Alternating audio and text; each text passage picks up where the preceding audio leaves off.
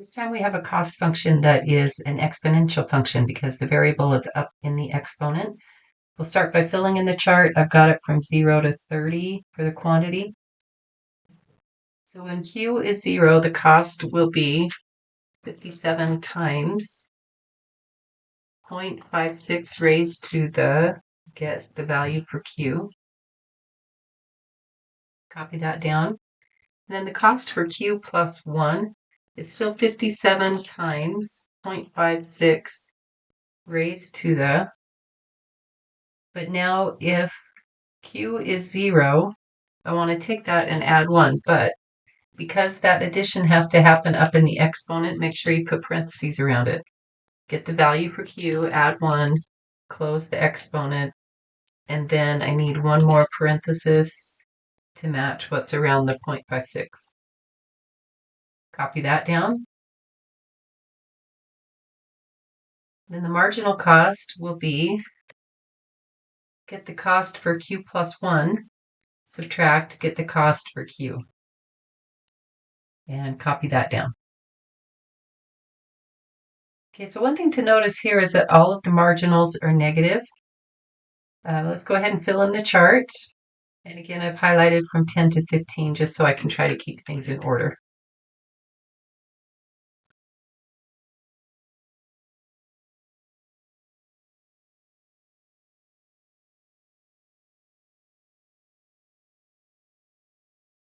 I have all my values plugged in.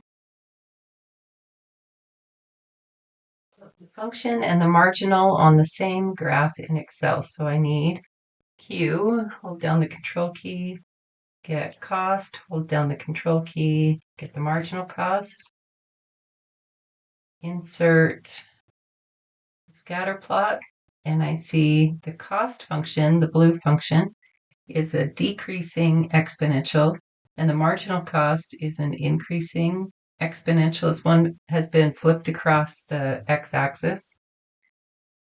That looks closest to graph number 4, which is C. From the shape of the graph, what kind of graph does the marginal appear to be? It appears to be an exponential, but it's been flipped. And now to find the formula, there are 2 ways to do this, and I'll show you the easiest way first. The easiest way for this exponential is not in Excel, but let me show you how it works.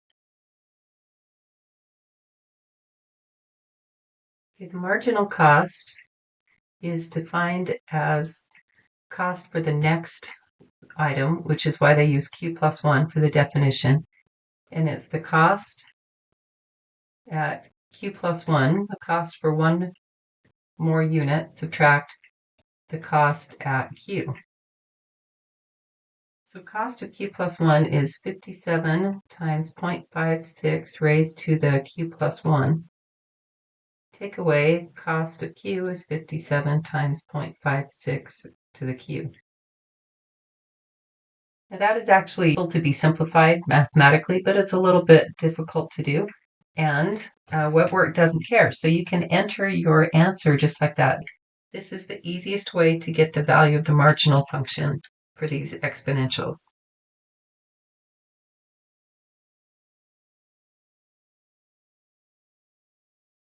Now, just for the record, if you take your marginal cost and graph it, and this is that flipped exponential, and you try to do a trend line,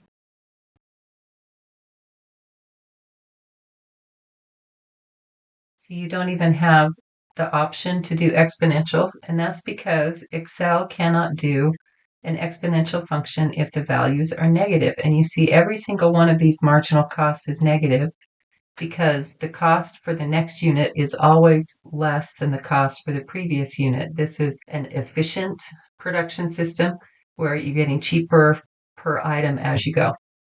You can kind of trick Excel into doing this for you though, if, let me move this out of the way for a minute. I'm going to do a positive marginal cost. I'm just going to take -1 times the previous marginal cost and copy that down.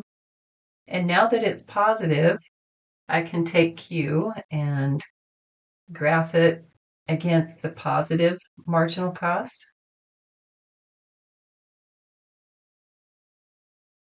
And now when I go to a trend line, now I can do an exponential and display the equation on the chart.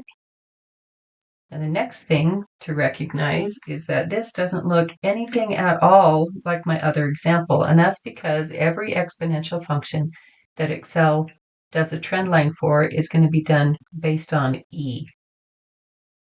So instead of having a base of 0.56, they're going to write an equivalent exponential that has a base of E. If I were to change my answer and put in what Excel gave me, just remember that I changed the signs. So you're going to have to do -1 times and then put in 25.08 times E raised to the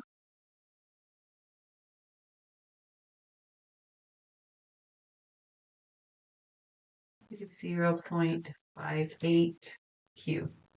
Let me check it again. See, it'll take it either way, and it can be done in Excel, but it's not very straightforward.